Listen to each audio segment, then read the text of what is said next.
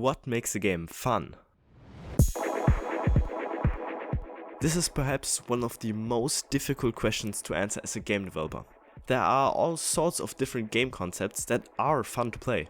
From extremely relaxing and simplistic city building puzzle games to high action and fast-paced first-person shooters. Most people don't stick to one particular genre of games, but tend to move back and forth between several and sometimes completely different genres. That's why it is so hard as a game developer to decide what the focus of your own game should be.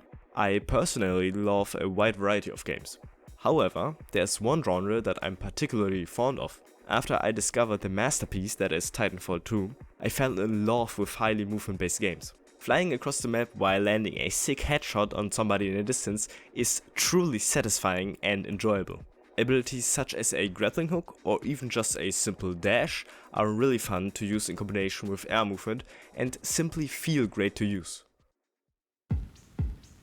From the moment I started developing my own game, I was hoping to incorporate some elements of movement shooters. But I couldn't think of a single mechanic that would work well in a 2D game. Only when I stepped back and reconsidered the perspective, I came up with something. You see, the game has always been in a top-down perspective, which made it rather difficult to create interesting movement mechanics. You could only move up and down, left and right. So how about a sideways perspective like in a 2D platformer instead?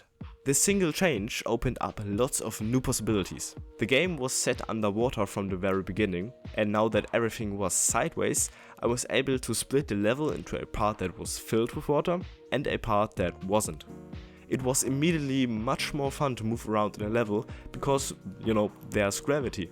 Now it's a bit like a platformer, but instead of standing on the ground and being able to jump, you can move freely inside the water and use your dash ability to maneuver in the air.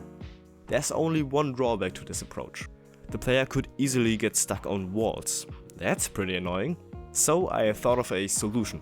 Why not make the player bounce off walls a bit like a fish? This not only solves the problem, but also adds another layer of movement complexity. You can now deliberately bounce off walls to gain height or change direction. And to make it easier to navigate the level, I also zoomed out the camera so that you can see more of the environment around you. In addition, it makes shooting enemies a lot easier. While this way of moving around is quite fun, I also felt that the current level structure was quite restrictive and didn't suit the faster movement. I had to come up with a different level layout. I started by sketching out some ideas and concept art for what the levels could look like. This cave layout already felt more open and fun because you had to switch between water and air movement more often. But something still seemed a bit off. I experimented a bit more and came up with a completely different approach. By just randomly placing some walls and water, I realized that this open layout was much more engaging. You had to constantly switch between water and air movement, which made levels feel more dynamic and a bit like a parkour course with a couple of different obstacles in it. Okay, let's move on to some other important points.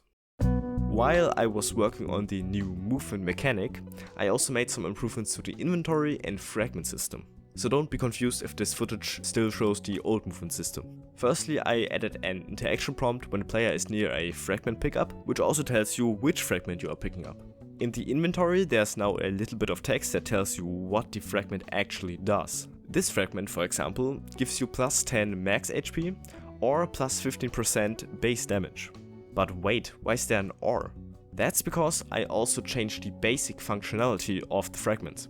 Instead of having some fragments that improve your character's stats and some that improve the arrow it is attached to, each fragment can be applied to either your character or one of your arrows. Depending on which slot the fragment is in, its effect will change. For example, if the swiftness fragment is on the character, it will make you move 20% faster, and if it is on the arrow, it will increase the projectile speed. I think this system improves fragments overall, because now you have to make a decision with every fragment you pick up. The cool thing is that you can switch and move fragments at any time, which adds another layer of complexity and opens up more possibilities. It's also no longer possible to completely disarm and save a fragment without it having an effect. This may not seem important at first, but it makes the inventory much clearer.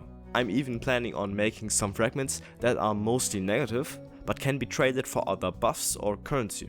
Not being able to unequip them would force the player to take a risk for a potential reward. Let me know what you think about this in the comments section. And to finish off the inventory for now, I made a tooltip when hovering over a fragment that looks much better than the text at the top. It even highlights which effect on the fragment is currently active. You may also notice that your equipped arrows are also shown in the inventory. This makes it much more obvious what each fragment slot is attached to. Let's get back to the current state of the game.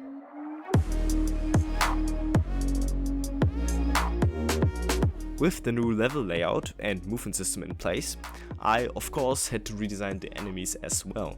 They didn't really fit into the new, faster paced gameplay. The enemy behavior also needs a big update, as the new environment is quite different from before. The basic prawn enemy is still quite similar to the old one. I just quickly changed the visuals and added some new animations. All other enemies no longer exist.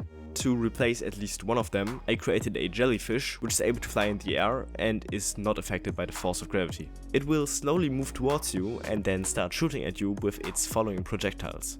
That's a pretty good start, I'd say. The great thing about the new environment is that it allows for a lot more unique and interesting enemy types. I have a few more concepts for new enemies, but I haven't gotten around to implement them yet. I would love to hear any unique and fun ideas you have, so please let me know in the comments. Now that you've catch up with all the new changes I've made since the last devlog, I'd like to explain why it's been so damn long since then. After my previous video, I gradually started to lose interest in continuing to work on the project. I felt quite bored with the game, which is not uncommon in any game development process, especially when working alone. So I took quite a long break from game development in general and only participated in the GMTK Game Jam. I didn't make a video about it because I still wasn't motivated enough to work on it. Although the game I made received some pretty great player feedback and even made it into the top 100, the jam was the most stressful and exhausting experience I've ever had in game development. Looking back, I'm proud of what I made, but it definitely did not help to motivate me to work on my main project. Only recently I've picked it up again and started working on it. I really hope that this will continue, so that I can make more devlogs for you guys, and of course that the game will progress in development. So that's all I have for now. I would greatly appreciate your feedback, and please consider subscribing if you'd like to join me on my development journey. And see you soon.